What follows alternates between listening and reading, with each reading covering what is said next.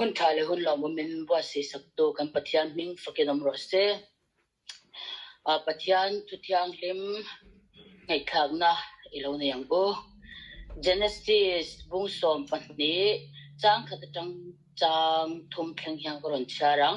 Genesis bung som pani chang khat chang thum thleng tin lalpan Abraham ne na chuan ikholama ta le ilai chin te hausinga ta le ipa ina ta chuakla ram kala entir tur chelama kalro ti chuan chero pui taka kasia mangchia malpo ka so mangchia I ming ka tiro pui pokang tin nang malsom na ni ang che tin nang malsom na ni ang che tin malsom saktu apiang chu mal ka so mga anchelo tu chu anchia kaloang nang ma a chuan le nam tin anla thovengang ati a heta pakhat kan chale loknge thon khat Korinth bung som paruk chang som pali in ti apiang chu mangai na ati ni ve krose atho kan chatelal kan mal mi som sakrose voina hian kan taksa mishing te hian kan taksa thi no po thi thei to lo nun reng theina nun reng theina thil hi ma chu nge ti chuanin thil tha ti na atangin chu thil chu alo omani kan taksa lo thi to ma se kha mishing kha athi tei to lawa rai tak anung reng chin thayani chumi chu thil tha kan ti na atangin lo om thaya te khin thuah Mother Teresa ikha enta ila Mother Teresa ikha September ninga sang kha zakwa somsari pastaria khan thia athi maluk khan dai na ikha athia ma athia khovela ko thang Mother Teresa ikamizan aron thi ni khan khovel pui hi angin chuak ani angor chuak ani antiani chu enge ti chu engwang nge khatiang khan lo om the Mother Teresa ikha an chanchin ni ka do me an chanchin no pan lai tang pon enta ila mi dang chunga an thatna mi chunga a thatna til ti te kha aro pui china Pathianin nasatakin na joy moya vo inni thlengpo hian ama atak sa chu thima sela ahminga kha athi thei to lawa mi thinlunga anung rengani ti kha kan mu theya voina hiang ka thupui atana thupui angdeu hlek ma se ka ko mu ka sei thiam don em ka shilawa karon khan chua chu hetlaya mi Pathianin he thu hi Abraham ne na athu cha ani tin nang mal som na ni che ati voina hian ke ni ring tu te hi lal iswa nun nei tu te kan ni kan ti to no hianin midam te tanin mal som na khen tu kan ni midam te chol ha dam tir tu kan ni nge midam te ta na an che khen tu har san na phur li khen tu nge kan ni ti hi ring tu te hian abi takin kan in en non hi apoi mo le in ka sia kan ni tin no na Isua Krista nung sui tu te kan ni angin lal Isua Krista nun trom pui tu te chuanin Isua Krista ka mangai na Pathian ti ani mangai na akadani chu mangai na Pathian nun nei tu te trom pui tu te kan ni awangin ring tu ke pen na hian fel na ate that na ate tui hal turin ni tina tui hala ke pen tur hi kan lo ni na le maya chumi tur chuanin midam te ta na mal som na khen turin Abraham po kha Pathianin mal som na khen tu ni turin lo cha voina po isuan nei tu te kan bulami te ke ma ni awang hianin kan bula kan che velami tin ha dam na chol ha dam na an lo neyam nge kan nu na hian englai po athil engkim ron thleng hi negative zonga la thin tu nge kan ni ani lo chuan kan ta na thawak lawami nan pi po athzongin positive zonga lo la tang tu nge kan ni ti hi voina hian in ngai to non thu ila atha in ka sia thil mi in kan ta na thalo deu ti lema thawak lawa an thil soi po kha chu ka thatna tura min du sakani hi ti zonga kan lo lak lui tha ka chon kha thukluk ma siam thei tu ka choke ma ni kan ni kan nu na lo thleng po thukluk na siam thei tu choke ma ni thau kha kan lo ni tha zonga lo pom tur po in thi zonga lo pom tur po in ke ma ni kan ni chu wang chuanin thu kan hrial te kan lo ngei thak le kan thil ti kan ton mek te po hi lal Isua Krista nu na khan Isuaah Krista khan athi thleng po khanin kha thukluk na khan vun lawa let Pathian in atana rawh rel kha Isuaah Krista chon thu oi takin apom mai ni Isuaah nun zui tu te Isuaah nun trong pui tu te kan ni awangin ring tu te hi khan konga khan sual hianin min lo ti boy thei em ma kan hriat ni alo hianin kan ngai tu na asual zong chu rawan rel le ta chu mi chu adik lo ang po in that thei ang per tu rel po ni adik lo chu ti hela ma po ani lo engatinge kati ang kher engatinge katel ve thei ang tur engatinge kadudan kher man pi lo pi khati ang hril ro kha Pathian atanga chua khi alo ni ani ni alowa chu wang chon hem konga hianin kan hriat ni alowin Isuaah hian min lo ne thei ani ka hre chiang to lowa tum khat ka sarmon rongbol tu pro pastor rongbol tu khat sarmon ka ngai thak na thu soi pro pastor ani chu mi hun lai chuan kho pakhata hian rongbol in avakalani chu kho chuan in avakala chu kho chuan rongbol in senior pastor an lo nei ta chu kho chuan avakala va oma rongbol muna chuanin avakal ve ti chuan oma chuan rongbol zo nuwa chuanin alo zo don ta ho ve don ta ni a hot to dona an hun khan hon ngai to dona chuta chuanin tawngtai ho na te thu soi ho na te kha an neya chu senior pastor te chung nen chuan ti khan hun an neya an neya chung nge ngi ka chang cha to lo rei to awangin chuta chuanin thu soi na in sharing na hun kha an neya ti ta chuanin pastor pa han tawngtai na po te tiang khat thil khat chat tak kha an soi tlang du na chuta chuanin chu pro pastor pa tuna chuan pro pastor ani lota pro pastor pa zo chuanin pastor pa ni na pakhat chau kalo soi ve thengem atia nin soi ro i cha ma i noya thok po hi nuam ka ma i thu po i thu thil englo dan te po hi atha ka ti a nuam ka ti a tia a soi chu chum so thil pakhat sia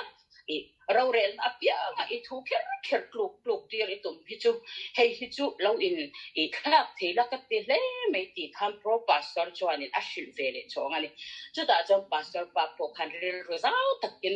nui wa hu pha khan in hok takin ani taka sin tiami ka thu hi atin don lo hi chong kalei nat kat china ati yani chuti chuanin kan thu hi atin lo hi chuanin kan lo le nat kat china kan thu soi kan shutun mi kan khatiang te kha alo om theya ma se chung po chu I setana man ruwa kha alo ni theizel thawani chu wang chuanin kan thil to na te lung oi thiam te lom thiam te hering tu chuan kan lo zerzel zok tor hi alo ni chu midang te tha na malsawmna khen the na po alo ni ti kha chu mi atang chuanin ron soi lan ka duwa chuan hein mi panau pangte khanin mi panau pangte chu ring tu po ani lo chu pa chuan in poisa ka akol kho ma Calcutta Mother Teresa iminga englo na me chan pui na mun a om kha chuta chuan in a poisa khol kha chumi hmuna chuan ava pe ve ni kan are vele to lar po lar en kha kha chuti chuan ava pe ve ani an ti ta ga kha nau pang Mother Teresa I kha alei taksa chu athi to ma se athil ti thata wang khanin kha ring lo mi nau pang te po in a poisa khol kha Mother Teresa I mang minga fan poisa neng lo na hmuna donation ti na hmuna khan ava pe phal ve katni chu thil thati atanga kal zel ni chu kan ni tin na kan tel na hmuna pianga kan thil ti na hmuna pianga po thil tha hi ti amo athzong ala ta hi kan lo tum zel chuanin kha kan te ma ni hele ti taksa hi chu rei lo te dei ati a bible kami hele taksa hi alo boral to no po in boral nakina kan muna kha kan minga kha choi ve to don lo ni ti kha kami atang khan kan zel thei le in ka sha ani min khanin ke ni po kan va picnic ve moy te chung te ma ki matele ma pui te nen Pathian khongai na zara to ta chuan zinga moy te chung kwa kha mut kham lovin picnic na hmuna tur kha an va hau turin an va kalangayan an vakala an now Asia tipo kai thawin an vakala ni picnic na mun amun te inten lo hawa amun atwal ta an lo ho veka an lo phiat faya ti khan an lo ti ni chon khami an lo ti na zara kha ke ni khan atlai de nuwa khan kan vakalama se kal klai ma ila kan aya kal ma zong zong aya khan mun nuam le thabe chu kan va chang ta ni a chan chu mo ya te lo tho rim na jing ma ta ka an lo kal na e kha kan ke ni chon ara kan lo seng ve le ta ni chu chu tia ang chuanin e khatia ang te khanin an ni po khami dang te ta na mal som na alo ni le ta ni chu khatia ang khan kan nuna hian kan nuna kan thil ton te tia po hian ni tin hian lom na tur te khatia ang te khalo zon thiam zon khan mishing nun khamin lo ti lima kan lo in that pui ton thei em chi na ni chu tia ang chuan an ni khan lo kala cái ni hậu khanin lo kal le lo ta ila an chung ko choka a khwat kha vele tho do ni chu khatia ang zel khan ni a ring tu po ko shan po chu tia ang zel chuanin alo om ton na pakhat le pakhat mal som na thlen tu hi kan lo ni ton the ni ti kha khami atang khan karon sei lang chuak cha ka chu tia ang chu ani chuanin tu sak na ne mangai na te ne na mishing chu kan lo in mga idu saklat na nen chinlung ne na in zertir na te po hi atang kai chin em a chutia ang chuanin khatia nga tang kha chon ngei kha po hi alo nuam chin em a in soi che reng na le in mo pu reng na hi chon ati sel lo em go ruak te po hi ni sering tunun ke pen na yanin na sa takin har san na thlen tia tun lai chu covid shiga wangin ko har san na tam em kan rama po ke ni chong kwa po ke po kar tuan deuh tho in hril ru te arim ve tia ang chuanin ani chong kadang te po kha chong ka then khat pe chu ko amang te an yan ti hril ru shom du le ani tia ang chu ani akan rama po chu tiang kara chuan tun huna hian nang mal som na ni ang cheti ka eng tiang angin nge mal som na midang te tan kan li le kan ni theyang ti hi ngai to non le ila ti kha karil ro om baka mal som na kapabora life hanin atir velanin karil ro hi akal sual na sem akal sual ti meyang kangai to na te hi kal sual chon mi te hian ti min husit ni te hian shiat na te hi kanei de kap thina ni ti ang khanin om thina chon ule nau te po in min ngai sak vak to lawa ni a shiat na te hi kanei thina ni amaro chu kha athan chu kapabora na khanin min ti chau min ti chak lo khami wang khan ule nau ti ale mi pon min husit chong mi alo min englo chuang mi alo ma se ke ma khan kha tiang ang ril ru kha au yak me ni chu min ngai sak talo ni asian na te hi tiang chu alo omani avena ko se chu he covid se ka wang tin chung ko tin ten har sa mang ang em chu da chon kan tong kam te po hi nge thila ti thai ma kanin nem na tong kam te po ni sela khan ni sa takin mi dang ti mammo tu te thim longa na the ni hi soi lak tel dua ton nga hian ring tu te hi kan chet po kuna tong trai no te po hian na tu thi em tong trai no po na sa takin mi no na po athok thaya chut i rol chon ke po kanau te kanu te tun po kanau te po lo kai le tiam chu ni ang ama se chu ka ma ya ka du sak em chung te chun em khadam do in tiam chu in tm ti top in an le na tur poisa te ka thon mi chong si lo ila chu mi chu in tm ti ringut ila chon poisa ne si lo ka chu an le the mi chong lo ni chu an ei in ei that na tur te po ka an ti the chong lo ni chu ma ase ka mangai em wangin khami chu mi chu ei ra u kha ti ra u ti mei lo khan chu mi le na tur chu kan lo thon ta lo ni ka soi lu chu mangai na chuan thil ti hi alei thina kha thil ti khanin tang kai na tam tak kha alo nei tel thina ni ti kha heta yang koron soi dang du boka chu ti ang chuanin kan thil ti chu sumle pai ani kher lo thei thil dam dang ko alo ni theya chu wang chuanin tun ang bo ruak har se mem kan ram chim mup zi nga hianin thil ti ring tu te hian enge ka hemi ka kor pakhat hemi le ai hianin hemi te chung ko ta na hi te hi artui punga vel kan le na kan thon vel kan pe ve ti ang kan ti khan kha kan mai na kan lan ti na khan annu na khanin khamwan na te hlim na lom na te kha alo siam the ni atia amzel khanin alo ni aring tu te chu ke ma ni tan chawa kan ti a ke ma ni chu kan lo ti ka chuanin kha kan thil ti mai na te kha alam chuak the lawa asem dak the lawa ma se kan nei chut ang te mai na atang kan va ti zela kha o hey mà mộ tu tập tất tam pe chuanin chok me no khat ke khat hin ta khat po khanin midam te tan mal som na awaken thaya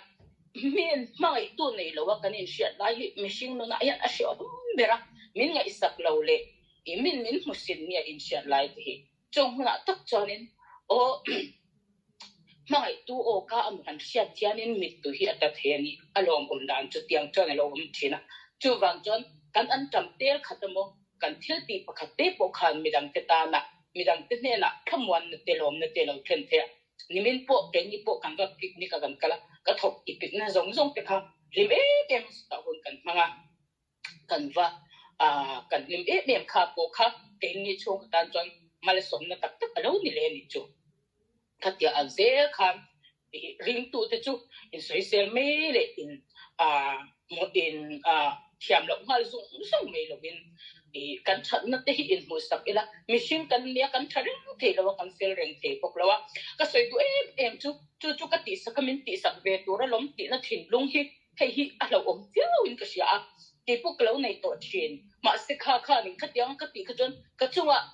ati hun tu ra lo thena min ti lo kan hril rui ati na thin em ani ma se tu na chong ka pe to lo ka ti ang kan ka pe to lo o ka ti sak he chu ka ti asakam ma selam ama atang khanin bai se na khane ka pe to lo ni chu bang chang ka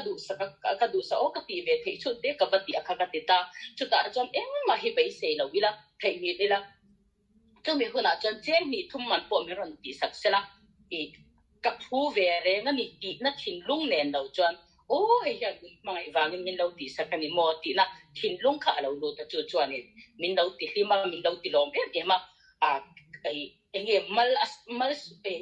mal som na khen em ni kha thu te kha karan soi lam du ka chu wang chon mi chunga eng po kan ti chun te alo om ve ni po in ti le phut le bai sei na tel ni alo kan thil ti ila chu kan va ti aten an lo lom na chang lo shat pe ka chon min ti lom le chok em chin ni chu te chu mi dam te ta no mal som na kan ni the na ani ti kha karan soi lam du po ka hey atang FB poi trong trai pui te an lo min lo trong trai sakro on ti in ngai sak mi lo ang chi anga te po te kha tiang te kha anga te po kha o kan lo trong trai sak chen nya ti te kha tiang trong kam ringut te po kha mal som na kha alo ni thaya ni ke chu atang FB te po hianin mi na an lai sak du mi ti lo lai sak te hin wam pe ka tia tiang kha ni kha tiang te ang te po khan hril ro chanin he ka en chon mo hril ro ka put ve dan cho ni mishing chon that na tho kan nei ta ma se ader ni mya lo soi chat le na ni mya lo win hril ro atangin ni ti na that na thil ti that na mal som na khen tu ni tum na atang thil vati achi khatia amte kan thil ti ve chun ang te khatia ang te po kha midang te ta no mal som na khen tu alo ni thaya ni ti kha kha karon soi lam du po ka chuanin ni china ka soi ta ang khan mixing zong hian mangai na kan mo veka mangai na in pakhat ka thiara chuanin mangai na ka lo to lo mangai na mu awang khan ama in that tur kha a in tha lo pha ta ni chu wang chuanin kan mangai na bor som le tling lo tuk anga kan shiat le re thei jok le khatia anga kan ang shiat te po kha khang chunga kan ti lan thei mangai na kha nin anu na kha alo chan him theya phurit ta po alo chok jang khai theya ni ti kha karon sei du heta kan siarang khan in ti atiang chu mangai na ati ni vek ro se ati chu tia ang chuanin mangai na le du sakna atanga chuakin midang te hi vatit wa ngai ven tum tal ila keima awangin katel na chu ti anuam turani an hlim turani keima awangin he thil hi engamoni zong talin alo nom phain alo that pha turani keima awangin ti na hang chi khatia ang hril rawh kha putum tal ta ila chu di chuanin ring tu te chu kan lo in puitona kan lo in tran pui ema thu in ngai khak sak ringot po tuna po ke sharing karon ne ya min thatakin min lo ngai khak saka kha khan min lo pui ani chu in puitona kha alo ni vek thawa chu te ang chuanin ring tu te kan ke pen na midam te ta na malsawmna thlen tu ni tum tal ni keima ni in he thutluk ni kan siam thaya chu wang chuanin negative zong ala tu ni lovin alo ni to awangin he chu pathian rem ro ta ni ti na hianin da tumin keima awangin ni he phurit ta hi lo zang khai de ro se ti na rel ro kha ring tu chuan kan lo in pek tang tang la Isuaah Krista po khanin kan ta na kan dam na turin atuar lo ngaya la Isuaah Krista torna kha thi na kha kan tan chuan dam na lo ni china chu tiang se chon sacrifice tu in pe tu om lo chuanin dam na te hlim na te hi alo om thei chin lova chu wang chon ring tu kan na midang ta na mi nok sak ni ai chuan midang ta na malsawmna thlen tu ni zo ki poimo ema hei de kin thuah min nok sak ti mayang midam te ta na har san na thlen tu che hit larate bing la de na te le kha tu tenge kha ho te po kha an ni chu an thi a ma se an mi an soi pon min an chin ri mani chu mo khati am kha ni chu wang chuanin Mother Teresa chu an thi a an mi kan soi po in no ka kwai zel zo kani chu ti ang chu alo li ta hit larate ho te bing la de na te ho te chu an mi soi po in thina lo rim thin chu ti am chuan ring tu te po kan nuna mi shim hi kan nuna kan te pen na ka ming an soya thin rim na tur po alo ni thaya ka ming an soya lom ni tur po alo ni thei kan ming ringot po mi lom na le thin rim na thlen thaya chu wang chuan kan nun hi alo poi mo ema kan pulami te ta na malsawmna thlen tu kan lo ni thaya keima awangin kan ko thran achung pa kan ko thran ule naute an dam thaya mai tu chuan a pe thin na ala sak ngai lo ni chu wang chuanin khaminuna khanin ke kampet Isuaah Krista heta Abraham ne na khanin nangma chuan leya namtin an na thovenga ngapia ni chu wang chuanin keima ni wang puin kan pulami te po an thoveng nge phuri kan thlen ti kha voina ya thare ni ngai ton tharle ang u ti kha karan soi tu ni ting kan nuna hianin kan thil ti ho te angalang po hi midam te ta na malsawmna alo ni thaya ito me keng khatte khan midam te nun him na thamwan na lom na i vathen the ni ti kha